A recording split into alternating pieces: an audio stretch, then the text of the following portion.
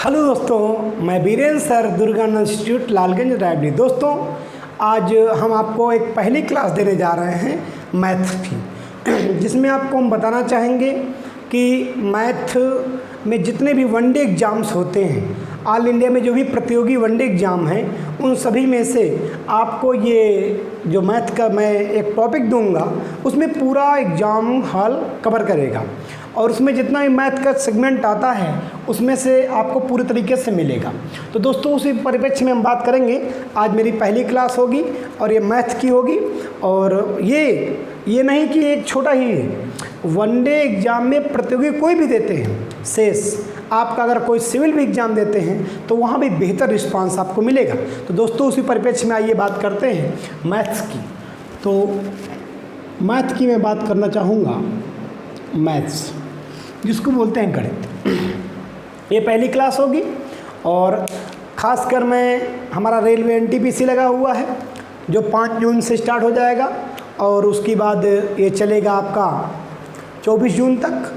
उसके बाद group D लगा हुआ है, उसके बाद आपके एसएससी जीडी भी है। ऑल इंडिया की कोई भी एग्ज़ाम देंगे, चाहे आपका सिविल है। अभी बिहार पीसीएस में बहुत अच्छे धमाका होने वाला है, जो आपको बताना चाहूँगा। नियर अबाउट 1300 वैकेंसी इस बार फिर आने वाली है, जिसका एग्ज़ाम 30 अगस्त को लगा हुआ है। आप लोग बिल्कुल जागरूक हो जाइए और ढंग से इस क्लास को देखिए, मैनेज करिए। तो चलिए शुरू करते, देर न करते हुए। सबसे पहले जानेंगे कि मैथमेटिक्स यानी गणित किसे बोलते हैं।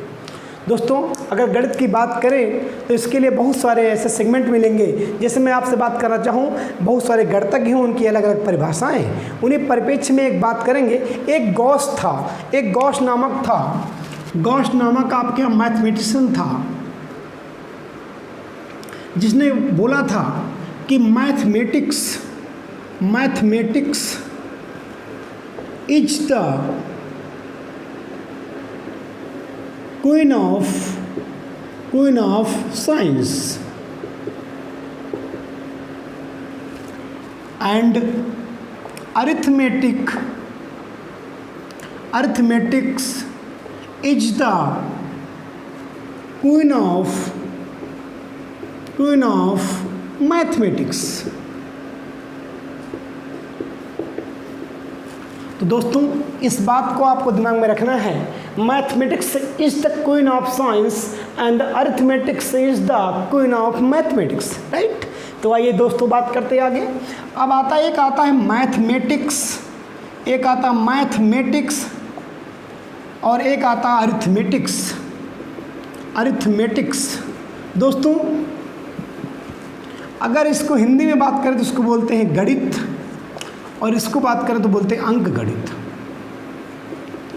दोस्तों, इस शब्द से ही आप खेल जाइए, शब्द से ही समझ जाएंगे। गणित का मतलब ओवरऑल। मैं एक एग्जाम्पल देना चाहूँगा। अगर ये सर्किल पूरा गणित का है तो उसमें से एक पोर्शन आपका अंक गणित का भी है, क्योंकि अंक गणित से ही गणित का निर्माण होता है। अंक का मतलब होता है, आप समझ गए, डिजिट, और गणित का मतलब होता है जोड़ घटाना। जहाँ पर अंकों को जोड़ घटाना हो उसी को बोलते हैं अंक गणित। और जहाँ पर उस ओवरऑल पूरे सिस्टम को अगर मैनेज किया जाए, जहाँ पर सभी चीज़ें आती हैं, चाहे आपका एडवांस मैथ हो, वो भी इसी में बोलेंगे, तो होगा मैथमेटिक्स। दोस्तों, ये बात समझ में आ गया होगा। अब आगे हम बात करना चाहेंगे कि गणित और में क्या क्या चीज़ें हैं और इसका यूज कहाँ कहाँ है, और अंक गणित का क्या क्या उपयोगिता है। हमारे जितने भी वनडे एग्ज़ाम्स होते हैं, उन वनडे एग्ज़ाम्स में अगर देखा जाए तो अंक गणित का रोल बहुत ज़्यादा है। खासकर प्रतियोगी एग्ज़ाम में बात करें हम तो इसमें बताना मैं चाहूँगा आपको कि बहुत बड़ा रोल है। ये अच्छा सा रोल कैसे है, इसमें आपको बताएं, प्रतियोगी एग्ज़ाम में नियर अबाउट 80% आपको कवर करता है और 20% आपका गणित आती है। इसका मतलब मैथमेटिक्स आती है। और इसमें से अगर बात किया जाए, अगर हम ढंग से इस बात को अध्ययन कर लें तो आगे हम बढ़ सकते हैं। अच्छा सर, ऐसा क्यों होता है कि इसका ही वेटेज ज़्यादा है? हमारी प्रतियोगी एग्जाम में ऐसा क्यों है? इसका सबसे बड़ा रीज़न है दोस्तों, क्योंकि आप जानते हो कि हम अगर कोई भी गवर्नमेंट सर्विस भारत में करना चाहेंगे, चाहे स्टेट में करना चाहें, तो इसका मतलब है कि हम जन समुदाय से मिलेंगे, वार्तालाप वहीं पर करेंगे। इसीलिए व्यवहारिक गणित आपके यहाँ प्रतियोगी एग्जाम में पूछी जाती है। उसी परिप्रेक्ष्य में हम आपको बताना चाहेंगे। तो आपको मैं बता दिया हूँ कि इसका वेटेज कैसे क्या है। अब हम सबसे पहले अंक जानेंगे, फिर आपके यहाँ अंकगणित का पूरा सिस्टम जानेंगे, फिर संख्या जानेंगे, उनके प्रकार जानेंगे। आइए बात करते हैं आगे।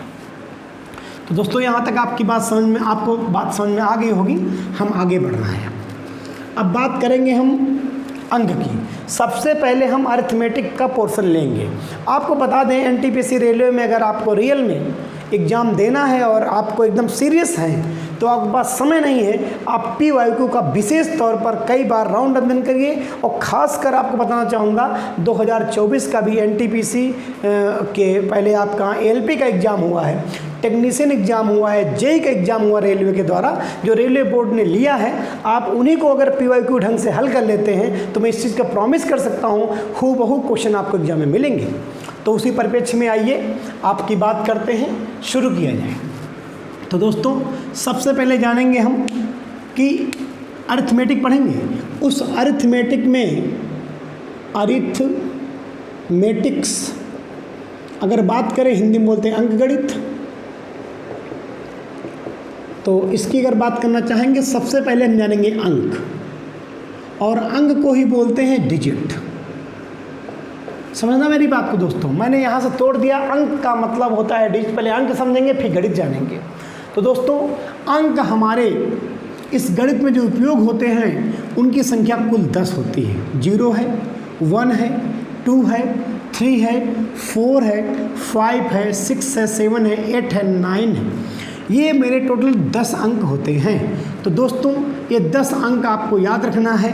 अगर कोई आपसे पूछे, गणित के मूल ही 10 अंक है, जिसने पूरी गणित को हेर फेर कर दिया है। और दोस्तों बात करना चाहूँगा तो 1 से लेकर के इन 9 तक जो ये गणित के अंक हैं, इनको दिया किसने? तो ये हिंद यूनानियों ने दिया था। हिंद यूनानी का मतलब क्या होता है? ये लोग जो विदेशी लोग थे, ये लोग भारत में आकर के व्यापार कर रहे थे और व्यापार का प्रक्रिया कर रहे थे। तो जब यहाँ से वस्तु का आयात कर रहे थे, यहाँ से वस्तु का मतलब आयात कर रहे थे, तो कर क्या रहे थे? जब कोई वस्तु ले रहे थे तो वहाँ पर इन अंकों का यूज कर रहे थे, क्योंकि वस्तु के बदले वस्तु पहले चल रहा था, कि जिसको बोलते हैं कि वस्तु के बदले वस्तु हम देंगे। फिर वस्तु के बदले फिर क्या किया गया? वस्तु के बदले सिक्का, कॉइन्स आ गए, फिर नोट। उस तरीके से एक सिस्टम बना। तो आपकी समझ में आ गया होगा। अगर आपसे कोई प्रश्न करता है कि गणित में कितने अंक होते हैं, अंक गणित की बात करें तो कुल अंक होते हैं 10। इसी में दोस्तों अगर बात करना चाहेंगे, थोड़ा सा मैं समझाना आपको चाहूँगा कि आप खुद जानते होंगे। फिलहाल आपने पढ़ा होगा हिंदी की जो नंबर्स होते हैं, हिंदी के जो आपके अंक होते हैं वो कितने होते हैं। तो उससे बात किया जाए, 1 है, 2 है, 3 है, 4 है, 5 है, 6 है और 7 है और 8 है और 9 है। ये हमारे अंक होते हैं। इनको बोलते हैं बेटा हिंदू अरेबिक अंक। हिंदू अरेबिक अंक। मैंने क्या बोला कि अरबवासी जब हमारे भारत में आए थे तो व्यापार कर रहे थे, तो व्यापार करने के उद्देश्य से उन्होंने इन संख्याओं को यूज किया था। और कहाँ पर यूज किया? हिंदुस्तान में, इसीलिए इसका नाम पड़ा हिंदू अरेबिक नंबर्स। याद रखना, जो आप लिखते हो 1 2 3 4 5 6 7 8 9, ये जो नंबर आप लिखते हो ये आपके यहाँ अंग्रेजी हैं, यानी यूनान। ये बात करें तो यूरोपीय नंबर हैं। और इनका उपयोग इसलिए कि यूरोप के, खासकर बात करें इंग्लैंड की, तो उसने विश्व के मैक्सिमम कंट्री पर राज किया, इसलिए नंबर आया। तो इनको आपके यहाँ अंग्रेजी के नंबर हम बोल सकते हैं। याद रखो आप, अगर एग्जाम में क्वेश्चन आ जाता है तो ये बेसिक चीज़ें पता होनी चाहिए। अब दोस्तों हम इसके आगे हम बात करना चाहूँगा, ये भी आप समझ में आ गया होगा आपकी। आगे बात करें, बस इतना कहूँगा कि आप अगर रियल में फाउंडेशन पढ़ना चाहते हैं, ढंग से जानना चाहते हैं, तो आप एकदम बी कंसंट्रेट होकर के आप इस बात को ढंग से पढ़ें, समझें। तो आइए बात करते हैं। अब इसी में अंक आता है हमारे एग्जाम में, यहाँ से एग्जाम में क्वेश्चन शुरू हो जाते हैं। जैसे मैं कहूँ कि एक अंक की सबसे छोटी संख्या बताइए। सबसे छोटी संख्या बताइए। तो दोस्तों आपका आंसर आना चाहिए सीधा कि सर 0 होगा। अगर कोई बात करता है तो 0 होगा। अगर आपने 0 बता दिया तो क्या सही माना जाएगा? क्योंकि जीरो का अस्तित्व जब तक किसी संख्या किसी अंक के परिप्रेक्ष्य में नहीं लगता तब तक, खासकर अगर बात करें हम दाएं में अगर नहीं लगता, दाएं स्थान में नहीं लगता है तो इसकी वैल्यू नहीं होती है। इसलिए दोस्तों यहाँ पर जीरो नहीं आंसर होगा, आंसर क्या होगा? 1। अब बात करें अगर हम कि 2 अंक की बताइए, तो दोस्तों 2 अंक की सबसे छोटी संख्या अगर बात करना चाहूँगा तो आपका आ जाएगी 10। अगर मैं 3 अंक की बात करूं तो आपको आंसर होना चाहिए 100, इसका मतलब हो जाएगा 100। ध्यान रखना, ऐसे कोई आपसे पूछ ले तो आपको घबराने की ज़रूरत नहीं है। यहाँ से एक चीज़ हमको समझ में आ गई है और ये चीज़ आपको समझना भी चाहिए कि जो 100 मिल रहा है, इसका मतलब अगर हम 3 अंकों की कोई पूछता आपसे तो इसका मतलब 2 जीरो आते हैं। अगर आपसे कोई बात कर ले कि 121 अंक 121 यानी कहने से 121 अंक की सबसे छोटी संख्या बताइए, तो घबराने की ज़रूरत नहीं है। आपको 120 बार जीरो लिख देना है और फिर 1 लिख देना है। दोस्तों यहाँ से आप एकदम क्लियरिटी आ जाएगी, नो डाउट। आगे दोस्तों बात करते हैं, तो ये भी समझ में आपकी आ गया होगा। अब इसी में आगे बात करेंगे हम कि सबसे बड़ी संख्या कौन सी होती है। आप देख रहे हैं, खुद समझ पा रहे हैं कि संख्या कहाँ से निकल रही है। अगर मैं बात करूँ 1 अंक की सबसे बड़ी संख्या, तो दोस्तों इसका आंसर होगा 9, राइट। अगर मैं बात करूँ 2 अंक की सबसे बड़ी संख्या तो होगा 99। अगर मान लो 3 अंक की पूछे आपसे तो आप मारेंगे 999। दोस्तों इस तरीके से आप कितनी भी संख्या आपसे कोई पूछे आप उसको 99 रखेंगे, क्योंकि इसकी प्लेस वैल्यू एक ही होती है। प्लेस वैल्यू मतलब स्थानीय मान। अगर बात करें, आपने पढ़ा होगा सिस्टम, नंबर का सिस्टम पढ़ा होगा आपने। दोस्तों नंबर क्या होती है ये भी थोड़ा जान लीजिए। नंबर का मतलब वे अंक जिनका हम प्रयोग करके जोड़, घटाना आदि कार्य करते हैं, ठीक, वस्तु का योग या अंतर या गुणा या भाग करते हैं, उन्हीं को बोलते हैं संख्याएं, राइट। तो इसको बोलते हैं संख्या। दोस्तों नंबर सिस्टम की अगर बात करना चाहेंगे हम, तो इसमें आपके यहाँ प्लेस वैल्यू बेस पर 2 प्रकार की होती हैं। एक होती है इंडियन, एक दोस्तों होती है आपके यहाँ इंटरनेशनल। थोड़ा सा इसको भी समझ लेते हैं, क्योंकि एग्जाम में हमारी आता तो है ही है, यहाँ का बेसिक है मेरा। इंडियन का मतलब बच्चा आपने पढ़ा होगा वंस, टेंस, 100, 1000, 10,000, और फिर आपने पढ़ा होगा लाख। आपने यहाँ पढ़ा होगा, जैसे मैं कहूँ 1 2 ले लिया, 1 ले लिया, 3 ले लिया, 4 ले लिया, 5 ले लिया, 6 ले, ये मैं लिखा तो एक आपकी संख्या हो गई है। आपने कहा 6 लाख, ठीक है, यहाँ से आपने कह दिया कि 54,312, आपने पढ़ लिया। ये इंडियन सिस्टम है। अगर दोस्तों मैं बात करना चाहूँगा कि आप बताइए इंटरनेशनल सिस्टम, तो घबराने की ज़रूरत नहीं है, मैं इसको मिटा रहा हूँ, आप ये चीज़ समझ चुके होंगे। तो इसमें अगर बात करूँ तो इसमें आता है वंस, टेंस,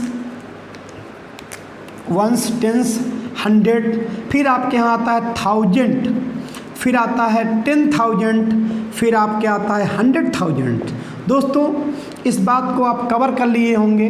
अगर यहाँ 2 लिखूँ, यहाँ 3 लिखूँ, यहाँ 4 लिख दूँ, यहाँ लिख दूँ 6 लिख दूँ, यहाँ 5 लिख दूँ, यहाँ 7 लिख दूँ, तो आप पढ़ोगे, आप समझ में आ गया होगा कि इसका एक अलग लेवल है। हम इसकी 3 संख्याओं का योग एक साथ पढ़ते हैं, ये मेरा इंटरनेशनल सिस्टम होता है।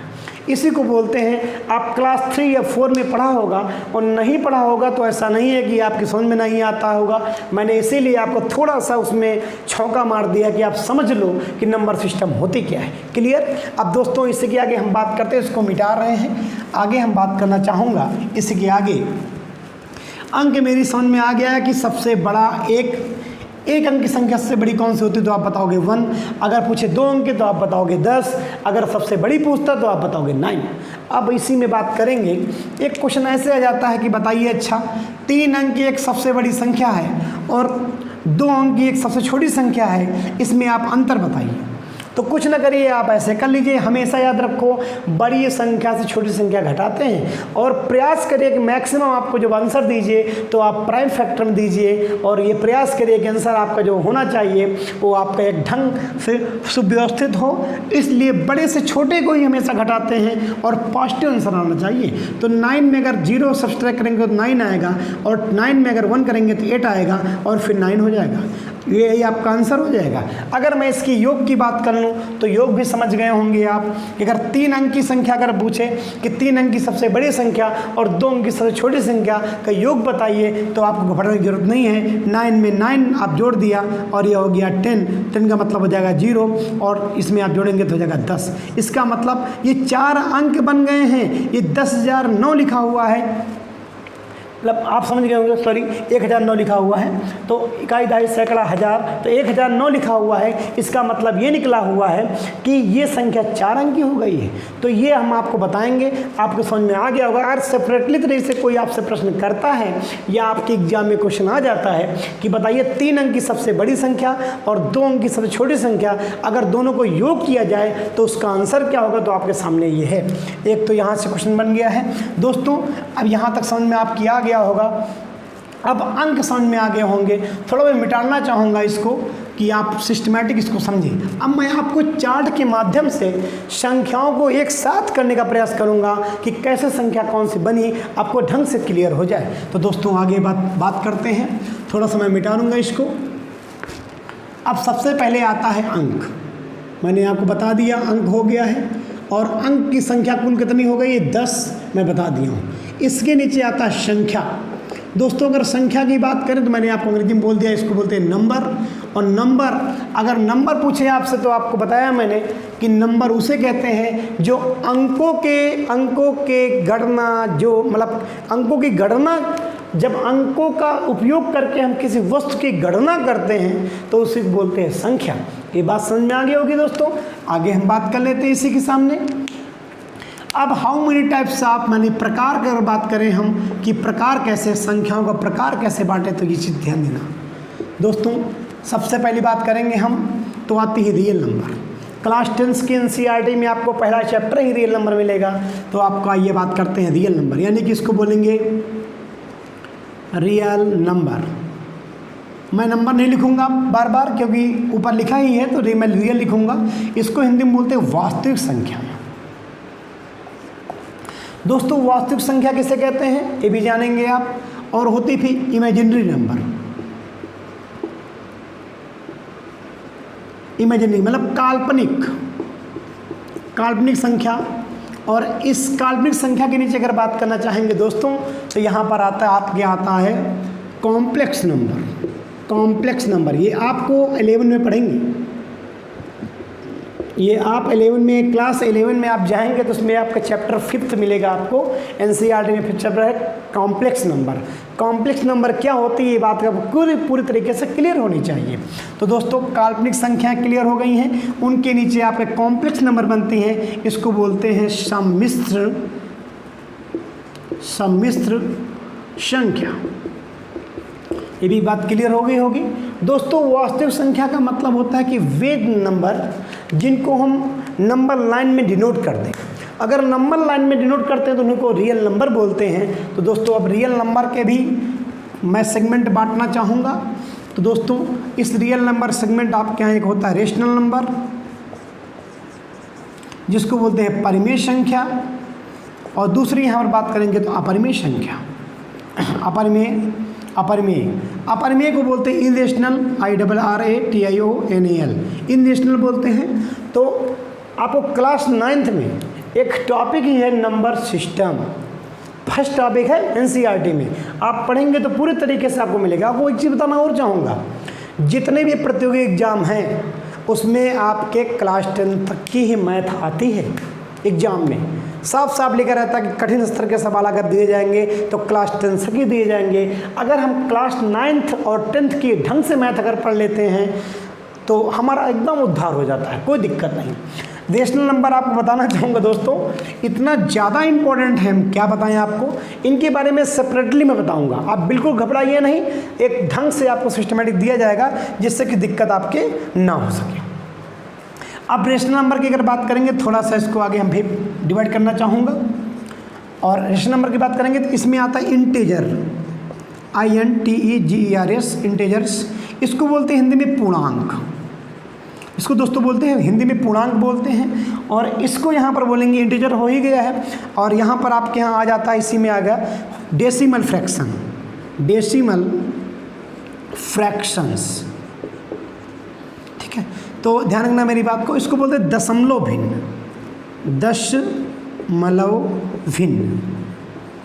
दोस्तों समझते जाइए मेरी बात को, एकदम ढंग से समझिए, बहुत इंपॉर्टेंट चीज़ें मैं बता रहा हूँ आपको, आप समझने का प्रयास करिए। अब आप बात करेंगे हम पूर्णांक संख्याओं की, तो पूर्णांक संख्याओं का भी मैं सेगमेंट करने वाला हूँ, समझते जाइए। पूर्णांक संख्या किसे बोलते हैं तो आपको याद रखना है, एक लाइन में ध्यान रखना है, जितने भी आपकी निगेटिव, जीरो और पॉजिटिव नंबर होती हैं वो सब पूर्णांक संख्या होती है। पूर्णांक मतलब पूरा अंक होना चाहिए, राइट। तो चलिए इसको हम बात कर लेते हैं तुरंत पूर्णांक संख्याओं में। तो पूर्णांक संख्या अगर बात करना चाहूँगा तो यहाँ पर आता है जीरो, ठीक। दूसरी बात ध्यान रखना मेरी बात को, यहाँ पर आएगा, मैं लिख दे रहा हूँ पूरी तरीके से, ये -1 है, -2 है, -3 है और -4 है, एंड सो ऑन चले जाएंगे तो इनफाइनाइट तक पहुँचेंगे। इसी प्रकार यहाँ पर +1 है, यहाँ +2 है, +2 लिखो ना लिखो धनात्मक संख्या है, कोई दिक्कत नहीं, +3 लिख सकते हो, +4 लिख सकते हो, and so on infinite number तक पहुँचेंगे हम। तो इन्हीं को हम बोलते हैं पूर्णांक। अब दोस्तों पूर्णांक की अगर बात करना चाहूँगा तो इस पूर्णांक को हम बोलते हैं गैर धनात्मक संख्याएं। गैर धनात्मक का मतलब होता है, अंग्रेजी में बोलते हैं इसको नॉन पॉजिटिव, राइट। और इसको दोस्तों अगर ये बात करें यहाँ से, अब यहाँ तक आप लेंगे पूरी तरीके से, जीरो तक लेंगे और जीरो से फिर इधर आप अगर काउंटिंग करते हैं तो इसको बोलते हैं नॉन निगेटिव। इस नॉन निगेटिव को हिंदी में बोलते हैं आपके यहाँ गैर ऋणात्मक संख्या। दोस्तों इसको याद रखिए आप, बहुत इंपॉर्टेंट चैप्टर मैं आपको बता रहा हूँ। अगर कोई आपसे प्रश्न करता है कि गैर धनात्मक संख्याएं कैसे, तो देखो गैर धनात्मक का मतलब होता है इसमें कहाँ पॉजिटिव हैं, सब निगेटिव नंबर्स हैं, और यहाँ पर नॉन निगेटिव मतलब होता है कि गैर ऋणात्मक, यहाँ पर कोई ऐसी संख्या नहीं है जो आपकी धनात्मक ना हो, ठीक। तो दोस्तों ये चीज़ समझ में आ गई होगी। अगर यहाँ से थोड़ा मैं बात करना चाहूँगा दोस्तों, यहाँ पर इस सेगमेंट की अगर मैं बात करूँ इस सेगमेंट की, तो थोड़ा यहाँ समझेंगे, सॉरी यहाँ से लेंगे, जीरो भी लेंगे इसमें। अगर बात करते हैं यहाँ पर तो गैर धनात्मक अगर बात करें हम तो समझेंगे, इसमें एक पॉइंट आता बहुत इंपॉर्टेंट, बच्चों को समझ में नहीं आता, कहते हैं कि हमको मैथ नहीं आती। सर मैथ तभी आ पाएगी जब हमारा एक लिंक बनना चाहिए और हमें संख्याओं पता होनी चाहिए, तो हमारे संख्याएं पता होंगी तो अच्छे से रिस्पॉन्स होगा। अगर मैं आपसे एक प्रश्न करना चाहूँ एग्जाम्पल के तौर पर, अगर मैं ये चीज़ कहूँ कि बताइए आप -2 बड़ा है कि -1 बड़ा है, तो आप सीधा कहोगे कि सर -2 और -1 की आप बात करना चाहेंगे तो यहाँ पर हो जाएगा आपका -1 बड़ा है, ठीक। इसका मतलब समझ में आ गया होगा, ये चीज़ समझना चाहिए, जितना ज़्यादा माइनस में कोई संख्या होगी वो इतनी ही छोटी होगी, और जितना कम माइनस में कोई संख्या होगी तो उतनी ही वो बड़ी संख्या मानी जाती है। दोस्तों ये भी समझ में आपकी आ गया होगा। अब थोड़ा मैं आगे बढ़ना चाहूँगा, मेरे पास जगह इस वाइट बोर्ड में कम है तो मैं इसको मिटाना चाहूँगा और आगे बढ़ रहा हूँ। यहाँ तक समझ में आ गया होगा। अब मैं थोड़ा सा चाहूँगा कि नॉन निगेटिव नंबर जो होती हैं, यानी गैर ऋणात्मक नंबर होती हैं, इनको मैं तोड़ूंगा, तो मैं यहाँ मिटाना चाहूँगा क्योंकि अब जगह नहीं है तो मिटाना ही पड़ेगा। इसको आप बनाते भी जाइए, समझते भी जाइए, और आइए बात करते हैं थोड़ा सा और आगे। दोस्तों यहाँ पर बात करेंगे नॉन निगेटिव की, नॉन निगेटिव नंबर, इसी को बोलते हैं आपके यहाँ गैर ऋणात्मक नंबर,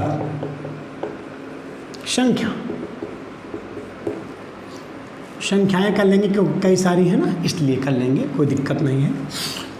दोस्तों गैर ऋणात्मक संख्या की अगर बात करना चाहें हम, जिसको बोलते हैं धनात्मक संख्याएं, +1 +2, ये इनफाइनाइट तक हैं, अनंत तक संख्या जाती है, ऐसा नहीं केवल यहीं तक रह जाती है, इसलिए समझें बात को। नॉन निगेटिव बात करेंगे तो इन संख्याओं को मैं तोड़ना चाहूँगा, थोड़ा सा और तोड़ लूँगा। इन संख्याओं की बात करें तो यहाँ पर आपके यहाँ एक आती है, इसी में बात कर लेंगे। गैर ऋणात्मक का मतलब होता है कि आपके यहाँ धनात्मक संख्याएँ, तो नॉन निगेटिव का मतलब, अब इसको सेगमेंट में तोड़ना चाहूँगा मैं, थोड़ा सा आप समझिए मेरी बात को। इसको समझेंगे, यहाँ पर लिखेंगे पूर्ण संख्याएं। पूर्ण संख्याएं दोस्तों, पूर्ण संख्याएं, इसको अंग्रेजी में बोलते हैं होल नंबर, WHO यानी होल नंबर्स। तो और यहाँ पर आपके दूसरी आपकी हो जाएंगी, इसी में बात करेंगे आपके यहाँ, तो नेचुरल नंबर आएंगे, नेचुरल NATURA नेचुरल नंबर्स। और नेचुरल नंबर को हम बोलते हैं प्राकृतिक संख्याएं। दोस्तों समझते जाइए, बहुत इंपॉर्टेंट पॉइंट है, एकदम लिंक से आपको बताया जा रहा है। मैं इधर मिटाना चाहूँगा, आप इस बात को गौर से समझ चुके होंगे, तो आगे बढ़ रहा हूँ मैं। आइए समझते हैं आगे। अब आपकी बात आई है कि पूर्ण संख्याएं, होल नंबर्स, और नेचुरल नंबर्स, प्राकृतिक संख्याएं। पूर्ण संख्याओं की शुरुआत दोस्तों होती है 0 से। 0 है, 1 है, 2 है, 3 है ना, एंड सो ऑन इनफाइनाइट तक जाएंगे। और प्राकृतिक संख्याओं की शुरुआत होती है 1 से। 1 है, 2 है, 3 है, 4 है, एंड सो ऑन आपका इनफाइनाइट तक। एक बात दोस्तों मैं कहना चाहूँगा यहाँ पर ध्यान में रखने का, सभी प्राकृतिक संख्याएं पूर्ण संख्याएं होती हैं। सभी प्राकृतिक संख्याएं पूर्ण संख्याएं होती हैं। इस बात को भी से नोट डाउन कर लो, पूर्ण संख्याएं होती हैं, राइट। सभी प्राकृतिक संख्याएं पूर्ण संख्याएं होती हैं, लेकिन सभी पूर्ण संख्याएं प्राकृतिक संख्याएं नहीं होती हैं दोस्तों। क्यों? यहाँ पर 0 इनके पास नहीं है, इनके पास 0 है। 0 की खोज भारत ने किया था, ध्यान रखना मेरी बात को। 0 की खोज भारत ने किया था, इसलिए मैं आपको बताना चाहूँगा। तो क्लियर हो गया होगा यहाँ पर। अब इसको मैं मिटाना चाहूँगा, एक पॉइंट क्लियर हो गया होगा आपको। तो आगे आइए, अब प्राकृतिक संख्याओं की अगर बात करना चाहेंगे तो इसमें भी कुछ सेगमेंट बांट लेते हैं। अब प्राकृतिक संख्याओं की अगर बात करें तो सबसे पहले हम बात ही कर लेते हैं कि प्राइम नंबर, प्राइम, इसे बोलते हैं आपके यहाँ अभाज्य संख्या। इसी को दोस्तों बोलते हैं रूढ़ संख्या। और फिर आता है इसी में आगे भाज्य संख्या। अब भाज्य संख्या को बोलते हैं दोस्तों कंपोजिट नंबर।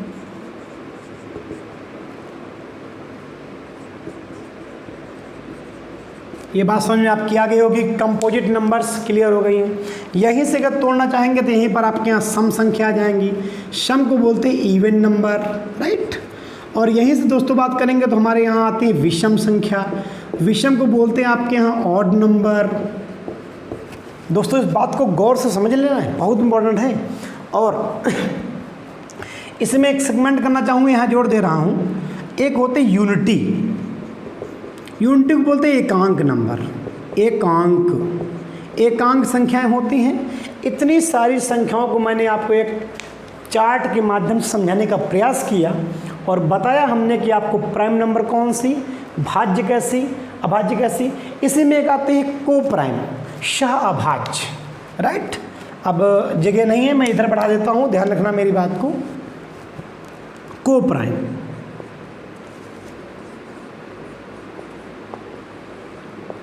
इसको बोल देंगे सह अभाज्य। दोस्तों इन्हीं सभी संख्याओं के बारे में आपको ध्यान रखना है। अब आपको बताना चाहूँगा, आप तो सभी लोग, हमें उम्मीद है कि सम संख्या सबको पता होगा। वे संख्याएं जिनको 2 से भाग करने पर 2 से पूर्णतः विभाजित हो जाएं, अर्थात शेषफल 0 बचे। वे संख्याएं जो 2 से पूर्णतः विभाजित ना हो उन्हें बोलते हैं विषम संख्या। पहली सम संख्या दोस्तों होती है आपकी 2, दूसरी कौन सी होती है 4, तीसरी कौन सी होती है 6, एंड सो ऑन बन जाएगा। पहली विषम संख्या अगर बात करना चाहेंगे तो पहली होती है 1, दूसरी क्या होती है 3, तीसरी होती है 5, चौथी होती है आपके यहाँ 7, एंड सो ऑन इनफाइनाइट तक आप समझ जाएंगे। अगर मैं आपसे बात करूँ 1 से 10 तक में कितनी सम और विषम संख्या, तो आपको समझ में आना चाहिए कि 1 से 10 तक में दोस्तों 5 आपकी सम संख्या होंगी, 5 और विषम संख्या होंगी। तो ये भी आपके पूरी तरीके से समझ में आपकी आ गया होगा। मुझे उम्मीद है कि दोस्तों आप समझ चुके होंगे और ढंग से जाने होंगे। अब दोस्तों मैं आपको बताना चाहूँगा कि हमारे एग्ज़ाम के हिसाब से क्या क्या इम्पोर्टेंट है। मैं सब कुछ आपको पाई चार्ट, इस चार्ट में पूरा बता दिया हूँ। सब कुछ इम्पोर्टेंट है, सभी संख्याओं का पूरे गणित में यूज होगा और इन संख्याओं के बगैर आप चल नहीं पाएंगे। दोस्तों आपको विश्वास ही नहीं होगा, लेकिन मैं विश्वास दिलाना चाहूँगा। आप उठाइए 2025 में 25 मई 2025 का यूपीएससी का पीटी एग्जाम हुआ और उसमें सीसेट एक आता है 80 क्वेश्चन होते हैं। उसमें आप विश्वास नहीं मानेंगे दोस्तों, इस प्राइम नंबर का इतना बड़ा रोल था, हम क्या बताएं। 4 से 5 क्वेश्चन इसमें बन गए 4 से 5 क्वेश्चन आपके प्राइम नंबर के आ गए। अब दोस्तों कोई समझता ही नहीं है। इंपॉर्टेंट चीज़ें हैं, बहुत इंपॉर्टेंट है। आपको 3 संख्याओं के बारे में ज़्यादा फोकस करना है। एक आपकी परिमेय संख्या, दूसरी अपरिमेय संख्या और तीसरी आपके यहाँ प्राइम नंबर, जिसको बोलते हैं अभाज्य संख्या। वेरी वेरी इंपॉर्टेंट है। भाज्य संख्या भी इंपॉर्टेंट है, लेकिन तीनों को सबसे ज़्यादा आप ध्यान रखिए। ये यूनिटी है। यूनिटी मतलब एकांक संख्या, एकांक मतलब होता है एक ही है, जिसका एकाएक अंक अगर बात करें, एकाएक अंक का मतलब जैसे मैंने आपसे बोला 2 × 4 × 6 × 5 बोल दिया। हमने कहा बताइए इसका इकाई अंक क्या होगा। इकाई का मतलब होता है प्लेस वैल्यू, उसकी फर्स्ट बतानी है आपको, राइट। तो ध्यान रखना मेरी बात को। अगर ऐसा कुछ आता है आपको बताएंगे, पूरे डिटेल में बताएंगे, टेंशन मत लीजिए। 5 को 2 से गुणा करिए और बीच में छोड़ दीजिए। 5 गुणे 2 करेंगे तो आपका आ जाएगा 10 और 10 का मतलब इकाई अंक क्या मिल जाएगा 0। दोस्तों मैं बताना चाहूँगा आपको कि दुनिया की कोई भी संख्या, यहाँ से लंदन, यहाँ से यूरोप, कहीं भी लिखी हो, अगर वो 0 से अगर उसका मल्टीप्लाइकेशन होता है, गुणा होता है, तो सिर्फ है 0 ही आएगा।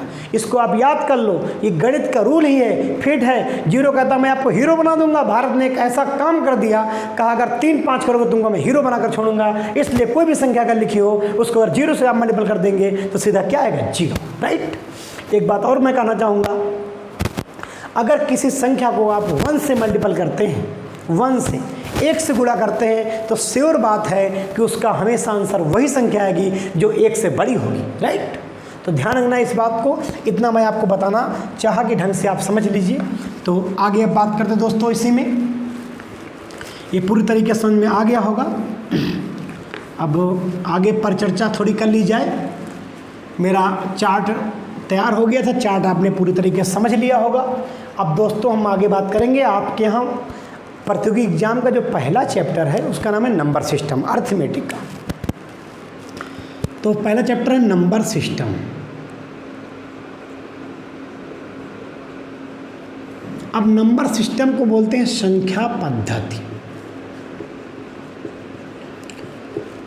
दोस्तों इस पद्धति का मतलब है होता है कि तंत्र, जहाँ पर कई संख्याओं का अगर तंत्र मिल जाए उसे बोलेंगे क्या, संख्या पद्धति।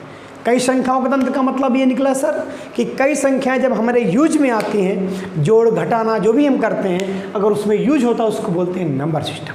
तो दोस्तों नंबर सिस्टम में बात करेंगे, लेकिन सबसे पहले हम बात कर लेंगे जो हमारी मोस्ट इंपॉर्टेंट नंबर्स हैं उनकी हम बात करूँगा। शेष मैंने आपको बता दिया रियल नंबर कौन होती हैं, जिनको नंबर लाइन में डिनोट करते हैं उनको नंबर रियल नंबर बोलते हैं, राइट, वास्तविक संख्याएं बोलते हैं। शेष इमेजिनरी नंबर आपके एग्जाम में कोई खास आते नहीं है, वो आपके 11 के चैप्टर है, लेकिन फिर भी मैं आपको बता दूंगा। ऐसा नहीं है प्रतियोगी एग्जाम के लिए इंपॉर्टेंट है। जो बच्चे आपके यहाँ एकेडमी पढ़ रहे हैं, मैं आपको उनसे भी आगाह करूँगा कि मेरा वीडियो देखिए आप, बहुत फायदेमंद आपको देगा कि संख्याओं का कैसे जन्म होता है, संख्या कैसे बनती है।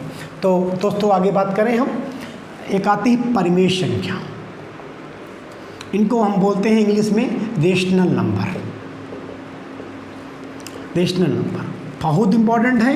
इन पर अगर हम बात करें तो इनकी विशेषता होती है, इनकी 3 विशेषताएं मुख्य रूप से होती हैं। इन 3 विशेषताओं को आप समझ लीजिए दोस्तों, नो टेंशन, आपका काम चल जाएगा। आपको गणितज्ञ नहीं बनना है, आपको एग्जाम क्रैक करना है। दोस्तों पहली बात होती है कि वे संख्याएं जो p/q के रूप में हो, form of p/q, right. Second होता है p और q both are integer. Hindi में बोलेंगे p और q दोनों इंटेजर हो, पूर्णांक हो। अगर कोई संख्या ऐसी हो जो p/q के रूप में हो और p और q दोनों पूर्णांक हो, और तीसरी बात q बराबर 0 की, अर्थात कि जीरो के बराबर क्यू ना हो, इसका मतलब क्यू की वैल्यू जीरो ना हो, तो उन्हीं को हम परिमेय संख्या बोलते हैं। मोटा मोटा इस बात को समझ लो, ये हमारे एग्जाम में बहुत काम देगा। अब पी बाई क्यू का मतलब मैं एक्सप्लेन करना चाहूँगा, इसको थोड़ा व्याख्या करूँगा, क्योंकि हमारे एग्जाम में बहुत ज़्यादा पूछे जाते हैं, इसलिए इम्पोर्टेंट है। दोस्तों पी बाई क्यू की अगर बात करना चाहूँगा तो यहाँ पर अगर हम बात करें, इसका मतलब होता है अगर कोई पी, मैं नंबर ले लिया 1 या 0 ले लिया, फिर 1 ले लिया या 2 ले लिया, एंड सो ऑन इनफाइनाइट तक ले लेंगे। और ऐसा ही नहीं, पूर्णांक भी हो, पूर्णांक का मतलब क्या होता है, चाहे निगेटिव लो चाहे पॉजिटिव लो। इसी में बात करेंगे आपके यहाँ तो मैं ले सकता हूँ आपके यहाँ -1 -2 ये सब ले सकता हूँ। अब Q की बात करें तो Q का मतलब ये निकला है दोस्तों कि आपको 1 है, 2 है, 3 है, एंड सो ऑन इनफाइनाइट तक। और बात करेंगे इसी चाहो -1 -2 ये भी ले सकते हो, नो इशू, दिक्कत नहीं है, ये बातें हैं। अच्छा दोस्तों और व्याख्या मैं करना चाहूँगा तो P बाई Q का मतलब होता है, समझो मेरी बात को, इसको समझेंगे, इसको बोलते हैं दोस्तों अंश, ऊपर वाले को बोलते हैं अंश और नीचे वाले को बोलते हैं हर। इसको इंग्लिश में बोलते हैं न्यूमरेटर, इसको बोलते हैं डिन्यूमरेटर, याद रखो डिनोमिनेटर बोलते हैं, ठीक है, डिनोमिनेटर, और इसको बोलते हैं न्यूमरेटर।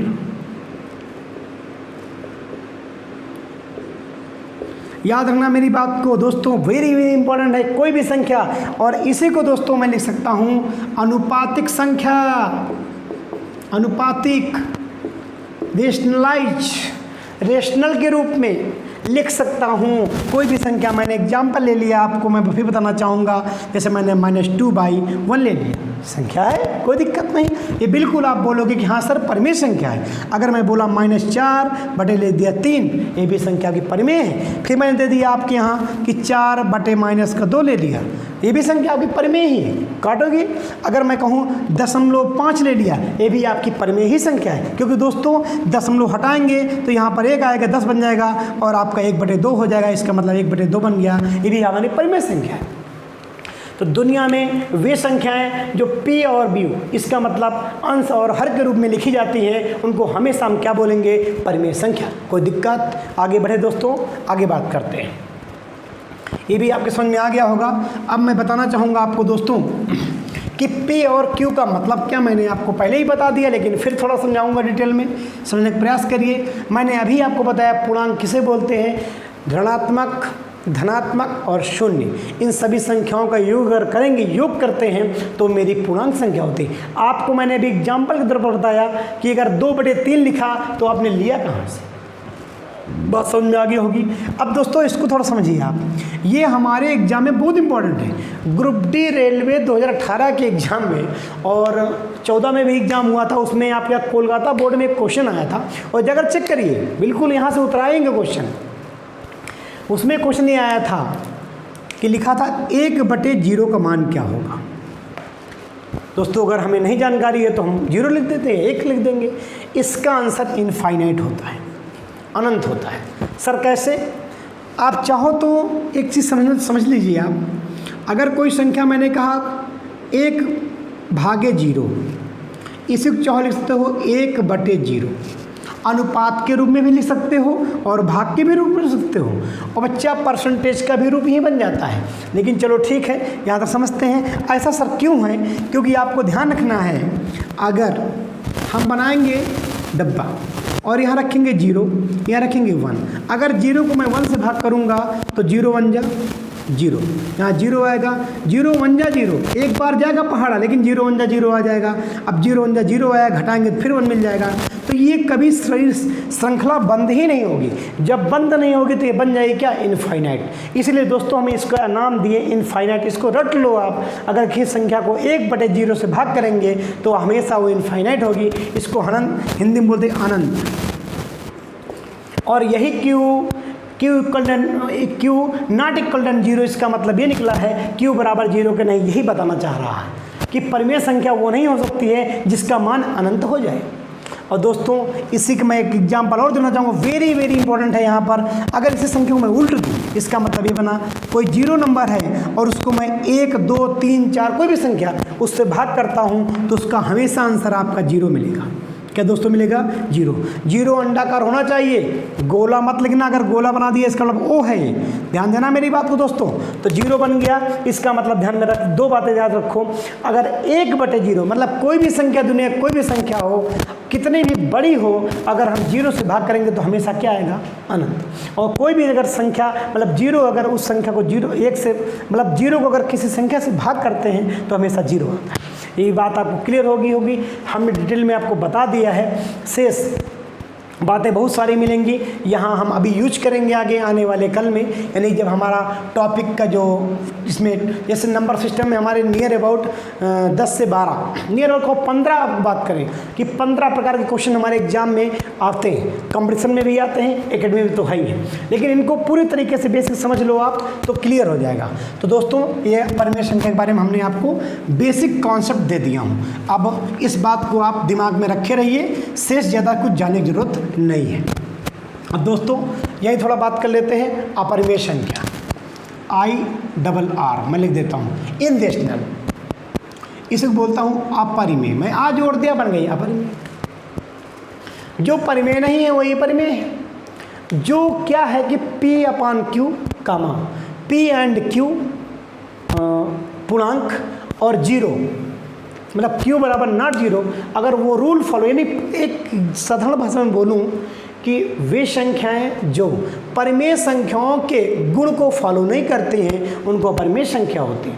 ये कभी भी पूर्णांक नहीं हो सकती, क्योंकि इनकी अगर एग्जाम्पल देना चाहूँगा तो एग्जाम्पल बहुत अच्छा है, कई बार मेरे एग्जाम में आया है, इसको याद कर लो। हाई स्कूल में भी आपके बोर्ड में आ चुका है और एक आपके कंपटीशन में भरा ही भरा है, आता है पाई कैसी संख्या है। तो ध्यान रखना, पाई आपकी अपरिमेय संख्या है। जैसे मैंने लिख दिया √2, √3, √5, √7, कुछ भी दे दें, √73, इसकी वैल्यू नहीं निकल पाएगी। जब वैल्यू निकल ही नहीं पाएगी, ये संख्या संतुष्ट नहीं होगी, तो वो अपरिमेय संख्या होंगी। दोस्तों यहाँ बात करना चाहूँगा, थोड़ा मैं हाईलाइट करना चाहूँगा इस पाई के बारे में।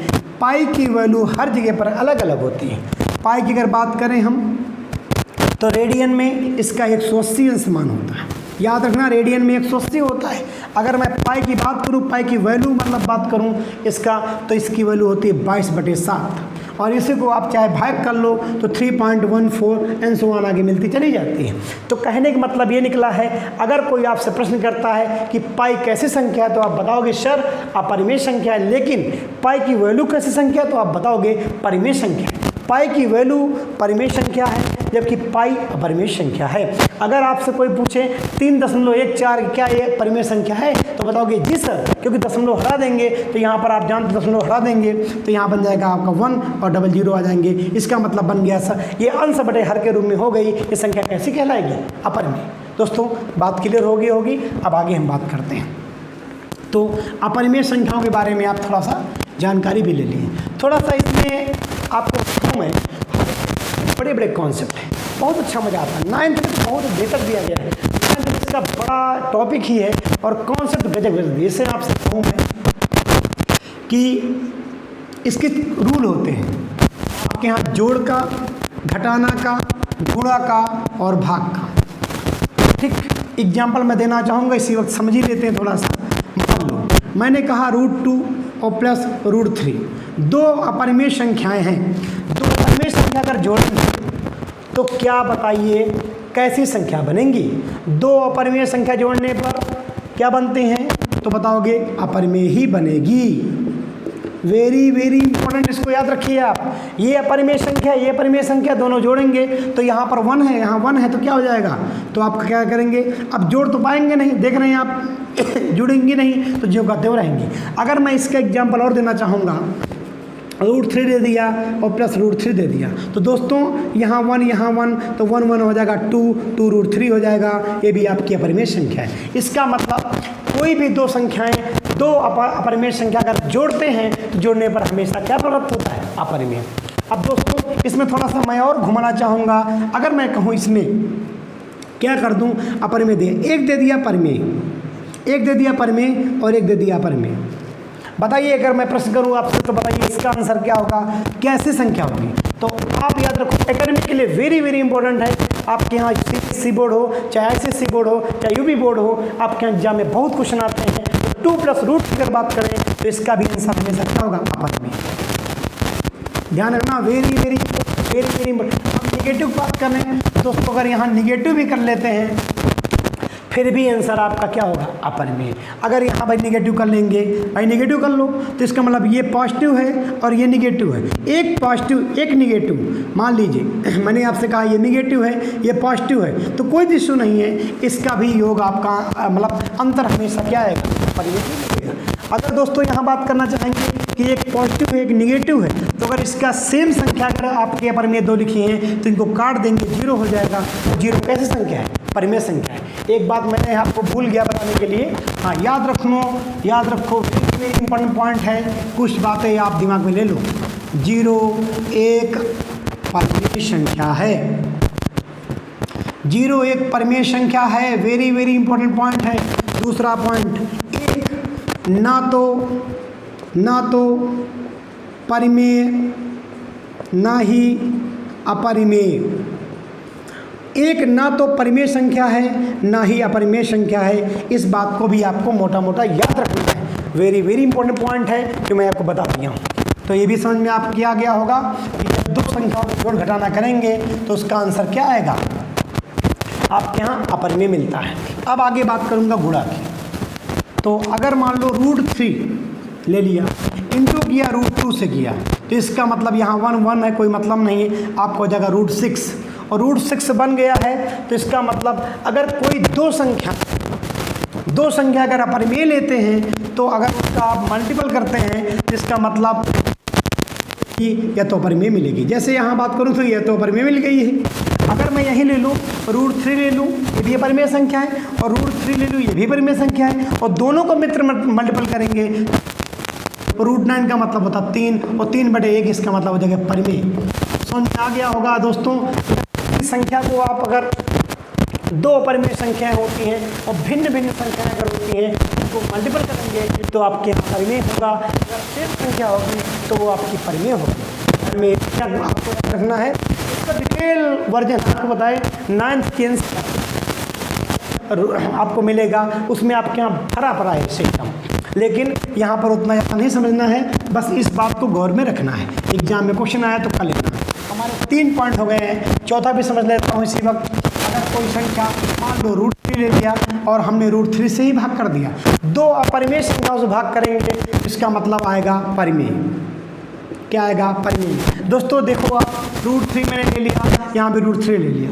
अब देखो इसको पहले आप हल करने का प्रयास करिए। √3 से √3 काट देंगे, काम चाहेंगे तो इसका एक दिमाग लगाना चाहेंगे भाई √3 कर लें, इसको रेशनलाइज कर लें, √3 यहाँ करेंगे तो कोई दिक्कत नहीं। आप इसको भी चेक करिए, चेक करता हूँ मैं। तो इसका आंसर आएगा 3 त्रिका 9, √9 यहाँ भी आएगा 3 त्रिका 9, √9 तो काटेंगे कट जाएगा, कोई मतलब नहीं। √9 मतलब 3/3 भाई वही तो करेंगे, चाहे काट लो चाहे आपका 3/3 आ जाए, काटेंगे तो 1/1 कोई मतलब नहीं, फिर नहीं होते। इसका मतलब होता है अगर दो समान संख्याएं लेते हैं परिमेय तो इसका भी आंसर में मिल जाएगा। अच्छा दो समान संख्या ले लो दोस्तों, क्या कैसा हो सकता है तो इसको भी चेक कर लेते हैं क्या बनेगा। तो √3 मैंने लिख दिया और अपन √2 लिख दिया। अगर मैं बात करना चाहूँगा तो इसको मैं √2 से भी मल्टीपल किया और ऊपर भी √2 से मल्टीपल किया, क्योंकि आपको ध्यान रखना है हर में कभी भी अपरिमेय संख्या अगर रूट में हो तो उसको आप हटा दो, और हटाने के लिए उसके संयुग्मी से ही उसके ही समान व्यक्ति से गुणा करा दो, काम बन जाएगा। हमने किया हो जाएगा √6 हो गया और अपन आ जाएगा 2। समझ में आ गया होगा ये कैसे आया। इसका मतलब दोस्तों समझ लीजिए कैसे, √2 इंटू √2 करेंगे तो 14 उसको पूरा कर लो तो बन जाएगा 6, अपन हो जाएगा आपका 2 जब मतलब इसके पेयर बनना है, यहाँ पर 2 है तो इसलिए आपका 2 आ जाएगा। अब हम बन गए √6/2, ये कैसी संख्या हो जाएगी, अपरिमेय। तो बात हमारी समझ में दोस्तों आ गई होगी लगभग। मैं आपको प्रयास किया हूँ कि बेहतर से बेहतर चीज़ें दी जाएं, तो इसलिए मैं आपको बता दिया। ये भी आपका पॉइंट यहाँ मिस नहीं होना चाहिए, ये भी क्लियर कर लीजिए दोस्तों। प्रयास करेंगे 99% आपको NCERT का मैटर दूंगा मैं, और NCERT ही प्रतियोगी एग्जाम पूछा जाता है तो बेहतर चीज़ें मैं दूंगा। बस ये दिमाग में रखो कि हाँ जो चीज़ें मिल रही हैं उनको कंटेस्ट भी करो और कॉन्सेप्ट बनाओ। ये मैथ है, मैथ में प्रैक्टिस मोर होनी चाहिए, जब प्रैक्टिस अधिक होगी तभी मजा आएगा। तो परिमेय संख्या भी क्लियर हो गई। अब दोस्तों आगे हम बात करना चाहेंगे कुछ और संख्याओं के बारे में। हमने सम विषम सब बता ही दिया है, कोई इशू नहीं है। आगे हम बात करना चाहेंगे तो यहीं पर आपके आ जाती हैं अब प्राइम नंबर, जिसको बोलते हैं रूढ़ संख्या। रूढ़ संख्या इसको बोलते हैं प्राइम नंबर। प्राइम नंबर अंग्रेजी में लिख देता हूँ PRIME, prime number. Prime number इन्हीं को बोलते हैं अभाज्य संख्या। दोस्तों अभाज्य संख्या, अभाज्य का मतलब, अब ये संख्या की परिभाषा अगर बात करना चाहूँगा तो परिभाषा एक लाइन में, वे संख्याएं जो एक व स्वयं वन एंड सेल्फ, एक और स्वयं के अलावा किसी से विभाज्य ना हो, विभाज्य ना हो, उसको दोस्तों हम बोलते हैं रूढ़ संख्या, प्राइम नंबर, अपरिमेय संख्या। राइट दोस्तों, इस बात को आपको याद रखना। हो सकता है स्टेटमेंट आपका सिविल में मिल जाए, ये भी हो सकता है, कोई इशू नहीं है। तो दोस्तों चलो आगे बात कर लेते हैं, ये भी क्लियर हो गया होगा। अब हम बात करेंगे थोड़ा सा, हमारे एग्जाम में आता, सर बताइए कि पहली अभाज्य संख्या कौन सी होती है। दोस्तों पहली अभाज्य संख्या होती है आपकी 2।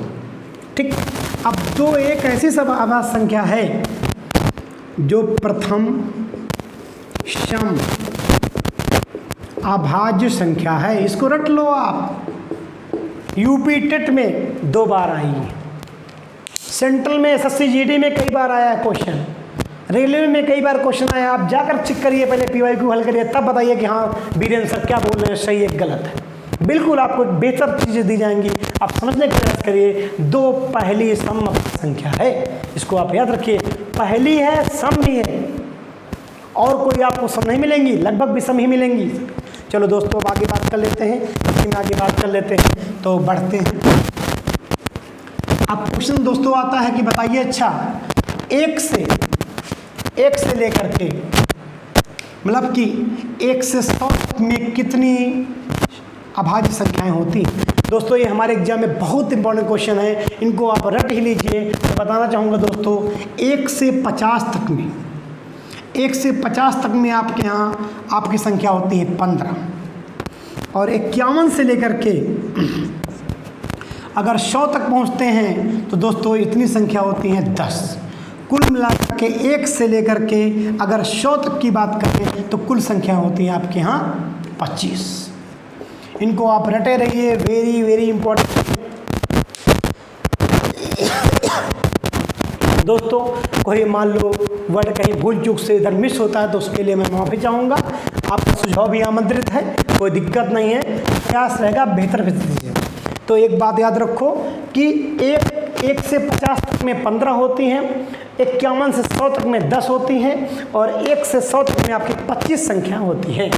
अब दोस्तों मैं इसको मिटाना चाहूँगा, थोड़ा मैं एक आपको चार्ट ही बना देता हूँ, इनको आप निकल लो, एग्जाम में क्वेश्चन आ जाए उसको रख लीजिए, आपका पूरा काम देगा, नो टेंशन, एकदम फ्री रहिए। मैंने कहा 1 से 50 तक में संख्याएं कितनी होती हैं, तो बताओगे सीधा 15।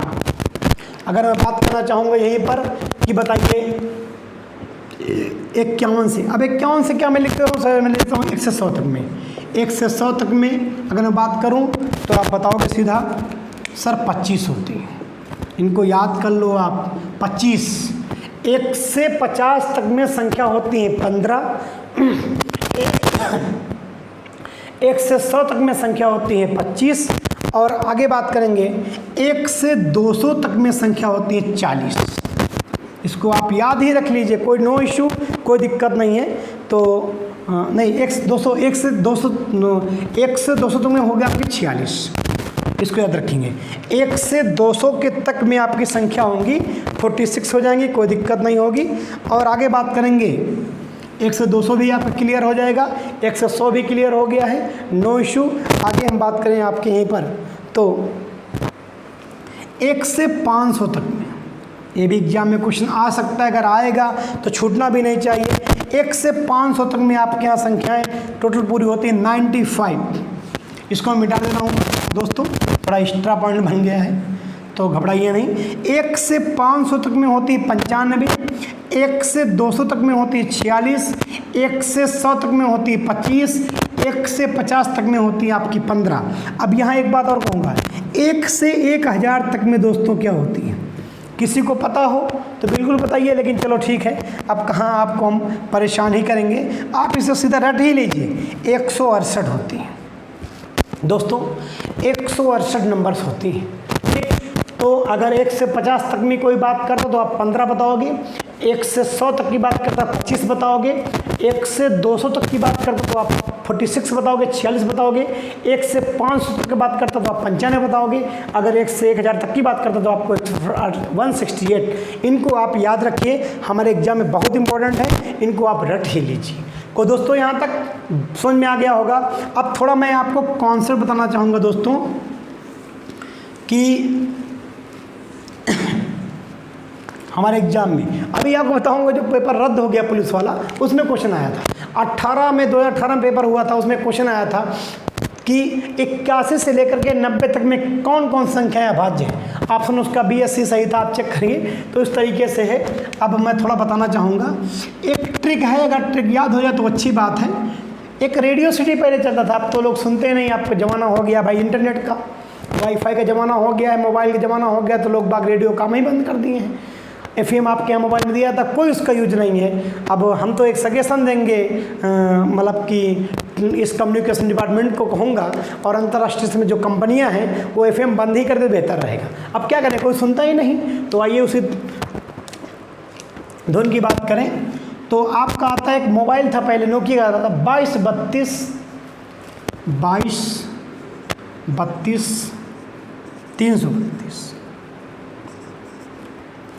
441, बस 2232 इनको याद रख लीजिए, और आपका 441।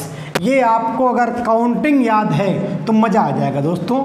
इसका मतलब सर 1 से लेकर के 10 तक में, 10 तक आपकी संख्या होती है 4। अगर संख्या की कोई बात करता तो आप बताओगे सर ये संख्या होती है 4। 1 से 10 तक में 4 होती हैं। अब बात करेंगे फिर तो 11 से 20 तक में 4 होती हैं। फिर बात करेंगे आगे हम कि यहीं से पढ़ेंगे आपको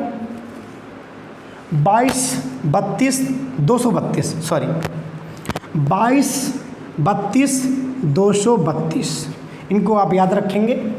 अब हो गए 4 4 8 हो गई हैं। अब लेंगे 21 से 30 तक में आएंगे। तो दोस्तों 21 से 30 तक की बात कर लेंगे तो आपकी संख्या होती है 2, राइट। और उसके बाद अगर बात करें आपके यहाँ 31 से लेकर के 40 तक में तो होती है 2। फिर आपके 41 से लेकर के आगे 50 तक में होती है आपके यहाँ 3।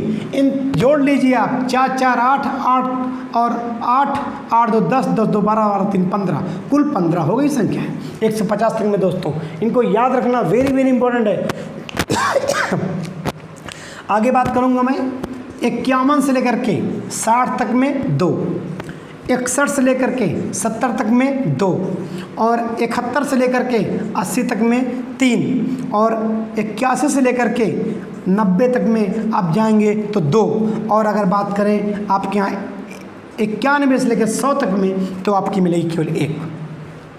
दोस्तों इन संख्याओं को मैं थोड़ा लिखना चाहूँगा क्योंकि ये बहुत इंपॉर्टेंट है। दोस्तों अगर आपको वनडे एग्जाम क्रैक करना है कोई भी कंपटीशन में तो आपको ये रटी होनी चाहिए। ऐसा नहीं केवल एकेडमी वाले ही पढ़ें, कंपटीशन वाले ना पढ़ें, कंपटीशन वाले पढ़ें, एकेडमी ना पढ़ें, नहीं, सबको आनी चाहिए संख्या, बहुत इंपॉर्टेंट है। तो 4 4 अब देखिए बात करेंगे पहले। यहाँ दोस्तों मैं लिख ही देता हूँ जिससे कि आपको याद रहे, तो समझना चाहूँगा थोड़ा सा। पहले हो गए 2, ऊपर लिख रहा हूँ 2 3 5 और 7, 11 13 17 19 23 29 31 37 41 43 47। दोस्तों ये आपकी हो गई हैं, आपके 50 तक में पहुंचा है। अब आएगा 53 59, और बात करेंगे 61 से तो 61 खुद है, और आपके यहाँ पे 67, आपके 2 संख्याएं मिलेंगी, काम खत्म। ठीक, उसके बाद बात करेंगे आपके यहाँ तो 71 में आ जाइए, 71 में आ जाइए तो खुद 71 है, 73 है और आपको 79 है। फिर बात करेंगे आपके यहाँ तो यहाँ पर 83 मिलेगा और आपका 89 मिलेगा। यहाँ पर यही क्वेश्चन हमारे यूपीपी में आया था, यूपीपी में यही क्वेश्चन आया हुआ था कि बताइए 81 से और 90 के बीच में कितनी संख्या, 83 और 89।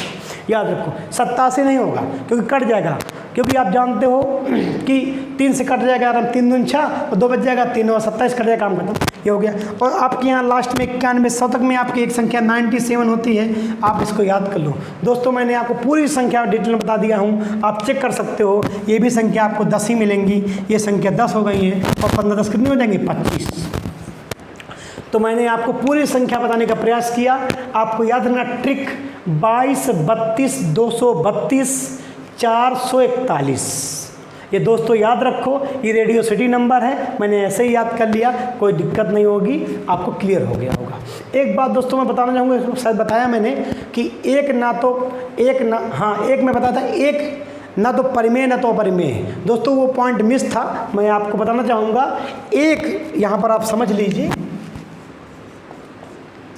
एक ना तो अभाज्य है ना ही भाज्य। याद रखो दोस्तों ये बात, इसको रट लीजिए। एक ना तो अभाज्य है ना ही भाज्य, वेरी वेरी इंपॉर्टेंट है। मैंने इसके पहले बता दिया, इसी वीडियो में बताया हूँ मैंने, ध्यान रखना मेरी बात को, वो पॉइंट मिस हो गया है। एक परिमेय संख्या हो सकती है लेकिन एक ना तो अभाज्य है ना ही भाज्य, क्योंकि 1/1 लिख सकते हो, परिमेय संख्या हो जाएगी पी वाई के रूप में, कोई दिक्कत नहीं, नो इशू। तो दोस्तों मुझे उम्मीद है कि आप मेरी अभाज्य संख्या जो मैं बताया हूँ ढंग से आप समझ गए होंगे। इतना भी अगर आप तैयार कर लिए ना, मैं प्रॉमिस कर सकता हूँ आपसे कि आपका एग्जाम कोई नहीं रोक पाएगा। कोई इस भारत में कोई ऐसा नहीं है कि पूरे रखा ही जा रहा, नहीं। अगर 85% मैं अगर रेशियो में ला रहा हूँ ना तो मेरा आराम से सिलेक्शन हो जाएगा, मैं सिलेक्ट हो जाऊँगा। दोस्तों ये भी समझ में आपकी आ गया होगा पूरी तरीके से कि अभाज्य संख्या कौन कौन सी होती हैं, मैं सब बता दिया हूँ, पूरे ढंग से आप समझ गए होंगे।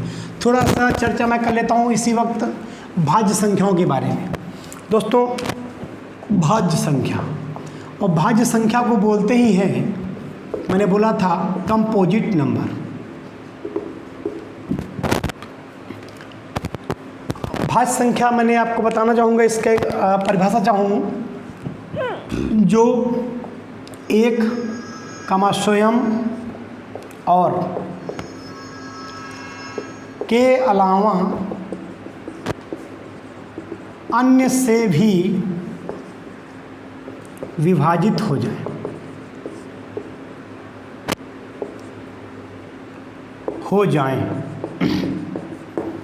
दोस्तों तो क्षमा चाहूँगा, मेरी राइटिंग सही नहीं बनती है क्योंकि मैं यूपीएससी एस्पिरेंट हूँ, इसलिए मुझे लिखते लिखते बड़ा प्रैक्टिस हो गया, इसलिए थोड़ा दिक्कत हो गई। तो एक स्वयं के अलावा अन्य से भी विभाजित होती हैं, अर्थात जिस संख्या के 2 से अधिक गुणनखंड हों, एक तो एक ही है, एक स्वयं और उसके अलावा। तो आप देखिए, अगर मैं एक तो है ही नहीं, मैंने बता ही दिया, ना एक भाज्य ना भाज्य, तो 2 अभाज्य संख्या तो होना ही नहीं, 3 अभाज्य होना ही नहीं, तो पहले क्या पड़ जाएगी, 4। वेरी वेरी इंपॉर्टेंट, पहली एग्जाम में क्वेश्चन आएगा, पहली भाज्य संख्या बताएं। तो दोस्तों याद रखना, इसको दिमाग में रट लो अभी से, पहली भाज्य संख्या 4 होगी, वेरी वेरी इंपॉर्टेंट है। पहली भाज्य संख्या 4 होगी, फिर दूसरी आपकी 6 हो जाएगी, फिर आपके 8 हो जाएगी, फिर 9 हो जाएगी, फिर आपका 10 हो जाएगी, फिर आपका 12 हो जाएगी, फिर आपका 14 हो जाएगी, फिर आपका 15 हो जाएगी, फिर आपका 16 हो जाएगी, फिर आपका 18 हो जाएगी, फिर आपका 20 हो जाएगी, ऐसे बहुत सारी, फिर 21 भी हो जाएगी, 323 हो जाएगा, आराम से कितनी भी निकाल सकते हो। अब दोस्तों एक प्रश्न आता है यहाँ पर, तो मैं प्रश्न करूंगा, रुक जाइए 1 मिनट। हाँ, भाज्य संख्या के बारे में पूरी तरीके से आप जान लिए होंगे, समझ लिए होंगे। अब दोस्तों मैं आगे बात करता हूँ कि 1 से 100 तक में, एक मेरा प्रश्न है कि 1 से 100 तक में कितनी संख्याएं भाज्य होती हैं। तो एक मैं आपको बताना चाहूँगा दोस्तों, 1 से 100 तक में भाज्य संख्याओं की संख्या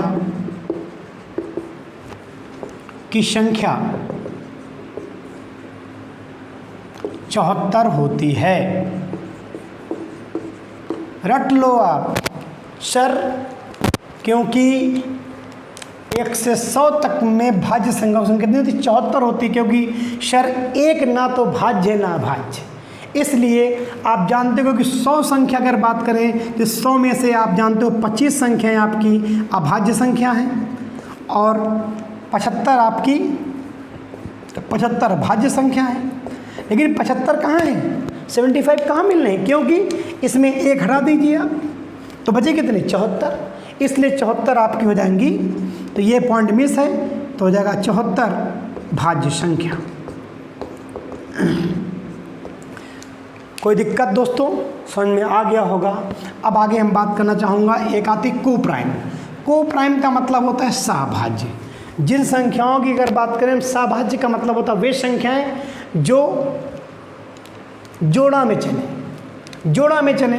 जैसे हमने दिया 2, 3 सहभाज्य, ठीक। सहअभाज्य बात करूँगा मैं, फिर बात करना चाहूँगा। जैसे मैंने 4, ले लिया आपका, 5 ले लिया हमने और ले लिया 7, ये सहअभाज्य संख्या है।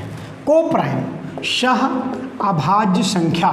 दोस्तों अगर कोई पूछे कोप्राइम नंबर किसे बोलेंगे तो आप बताओगे वे संख्याएं जो पेयर में हो और एक कॉमा के रूप में रहे, ब्रैकेट में बंद हो। 2 और 3 क्या है, सहअभाज्य संख्या। 5, 7 क्या है, सहअभाज्य। तो दोस्तों मुझे उम्मीद है कि आपको बेहतर चीज़ समझ में आ गई होगी और एक बहुत बड़ा टॉपिक ये था आपका जो मैंने प्रयास किया कि आप समझ गए होंगे और नंबर सिस्टम के बारे में परिचय आपको पूरी तरीके से मिल गया होगा। थोड़ा यही एक बात और बताना चाहूँगा, स्थानीय मान और जाति मान डायरेक्ट देखते लेता हूँ उसी वक्त। एक आता है स्थानीय मान, एक आता है जातीय मान। जातीय मान, सॉरी, स्थानीय को बोलते हैं प्लेस वैल्यू, इसको बोलते हैं फेस वैल्यू।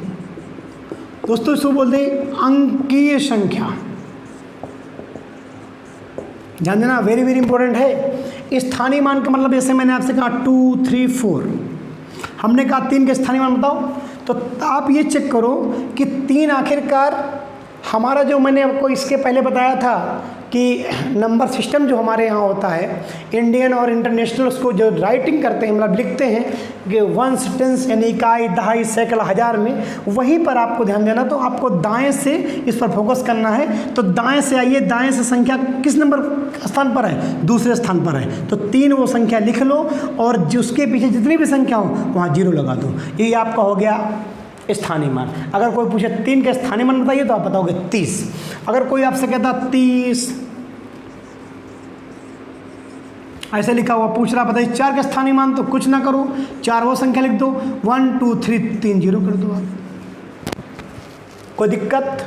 अब ये समझ में आ गई हो। अगर इधर भी जातीय मान का मतलब जैसे मैंने आपको यहीं पर दिया हो, 234 संख्या थी मेरी, हमने कहा सर 3 का बताइए जातीय मान।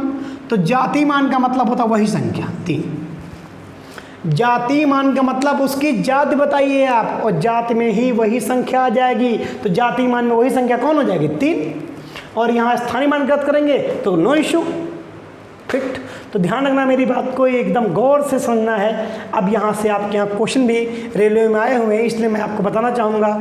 एसएससी जीडी में आए हुए हैं और कभी कभार सिविल में भी पूछ लेता है, और कभी कभार आपका टेट, सीटेट, मतलब कोई भी एग्जाम आप देंगे उसमें आपका बहुत इंपॉर्टेंट चैप्टर है ये, इसलिए मैं समझाना चाहूँगा। तो ये समझ में आ गया होगा दोस्तों। अब कुछ बातें यहाँ पर इसी स्थानीय मान और जातीय मान से ही बन जाती हैं। जैसे आपसे पूछ लिया, बताइए कि एक संख्या दी जाएगी, एक संख्या दी गई, एक संख्या मान लो दिया गया 5, 4, 6, 8 ये दिया गया। कहा गया 4 और 6 के स्थानीय मानों में अंतर बताइए। तो नो इशू, आप लिख लेंगे 4 का 4 लिख लेंगे, 1, 2, 3 प्लेस में कर लेंगे आपके यहाँ, और 2 आपको 6 लिख लेंगे और 1 प्लेस में घटा देंगे, आपका आंसर आ जाएगा। ये 0 आ गया, यहाँ 4 आ जाएगा, यहाँ बचेगा 9 आ जाएगा, यहाँ बचेगा 3, ये आपका आंसर हो गया। तो ये भी स्थानीय मान हो गया। अगर ये भी नहीं मिलता आपको एग्जाम में, आता है योग बताइए, तो योग घबराने की जरूरत नहीं दोस्तों, बस 4 का हो जाएगा, 4 लिख लेंगे आपके यहाँ, 3 0, और आपका 6 0 कर लेंगे, जोड़ लीजिए आपके यहाँ, तो 0 6 हो जाएगा, 0 और 4 4060 हो गई। यही संख्या आपके यहाँ क्या बन गई, स्थानीय मान। तो स्थानीय मान एक ये हो गया है। यहाँ से क्वेश्चन हमारे एग्जाम में आते हैं, और बन जाता है स्थानीय मान और जातीय मान। जातीय मान, ठीक। अब पूछ लिया 4 और 6 के स्थानीय व जातीय मान का योग बताओ। योग व अंतर बताओ। तो बच्चा घबराना नहीं है, नो इशू। आप 4 रखिए, 1 2 3 3 प्लेस पर 0 रखिए और 6 रखिए और आपके यहाँ 0 रखिए। क्या पूछ रहा है? अच्छा सॉरी, पूछ रहा है कि हाँ जातिमान, जातिमान 6 क्या हो जाएगा? 6 आप इसमें अगर जोड़ेंगे तो 4 कर लीजिए, 1 2 और 6, 4006 संख्या हो गई। अगर पूछता बताइए नहीं इसका बताइए अंतर बताइए, तो कोई घबराने की जरूरत नहीं है, आप घटा लो। इसमें आ जाएगा आपका 4, यहाँ 9, यहाँ 9, यहाँ 3। दोस्तों इस तरीके से बहुत सारे ऐसे क्वेश्चन मिल जाते हैं जो हमारे एग्जाम में बड़े इंपॉर्टेंट हो जाते हैं। अब इसको समझने की बहुत बड़ी ज़रूरत होती है। तो मुझे उम्मीद है कि आप इस बात को ढंग से समझ चुके होंगे, एकदम पूरी तरीके से आपके दिमाग में ये बात आ गई होगी कि स्थानीय मान, जाति मान क्या होता है। संख्याओं के बारे में मैंने आपको परिचय पूरी तरीके से दे दिया हूँ दोस्तों। अब मैं ये बात कहना चाहूँगा कि अब तक ये मेरा मैथ का यानी अरिथमेटिक की संख्या पद्धति के एक जो चैप्टर था, संख्याओं का परिचय था, उसके बारे में मैंने आपको ढंग से बताया। संख्या क्या होती है, गणित के बारे में बता दिया, उसके प्रकार बता दिया, संख्याओं के प्रकार आप समझ चुके हो, सब कुछ जान चुके हो। ये वीडियो आप विधिवत ढंग से देखिए और आपको कंटेंट पर फोकस करना है, आपको क्वांटिटी पर नहीं जाना है, क्वालिटी पर जाना है दोस्तों। क्योंकि मंजिल उन्हीं को मिलती है जो मंजिल के प्रति हमेशा तत्पर रहते हैं, दृढ़ इच्छा रहते हैं, अपने कंसंट्रेट को बनाए रखते हैं। तो ध्यान रखो दोस्तों, आप इस वीडियो को ढंग से देखिए और लाइक करिए, सब्सक्राइब करिए और उन दोस्तों तक पहुंचाइए जिनको मैथ बिल्कुल समझ में नहीं आती है। दोस्तों मैं फाउंडेशन से आपको एक सिस्टमेटिक क्लास है, आपको प्ले लिस्ट में यूट्यूब चैनल पर फ्री आप कास्ट मिलेंगी, दुर्गानंद इंस्टीट्यूट के नाम से। आपको पूरा जो चैनल है इसको सब्सक्राइब कर लो, आराम से चीज़ें मिलती रहेंगी। ऐसा ही वीडियो आपको नेक्स्ट टाइम फिर मिलते रहेंगे। अब दोस्तों एक बात आपको कहना चाहूँगा, कभी कभार पढ़ते पढ़ते हमारा भी मन उब जाता है, लेकिन मोटिवेशनल को बनाए रखना बहुत इम्पोर्टेंट होता है, क्योंकि बिना मोटिवेशन कुछ मिलने वाला नहीं है। इसी बात पर मैं कहता है कि लोग कहते हैं कि अरे किस्मत ही, किस्मत में लिखा होगा तो नौकरी मिलेगी। मैं एक बात कहना चाहूँगा दोस्तों, एक शब्द में, कौन कहता है कामयाबी किस्मत तय करती है? कौन कहता है कामयाबी किस्मत तय करती है? इरादों में दम है तो मंजिल भी झुका करती है, इरादों में दम है तो मंजिल भी झुका करती है। दोस्तों नेक्स्ट वीडियो में फिर मिलते हैं। जय हिंद, जय भारत, जय संविधान।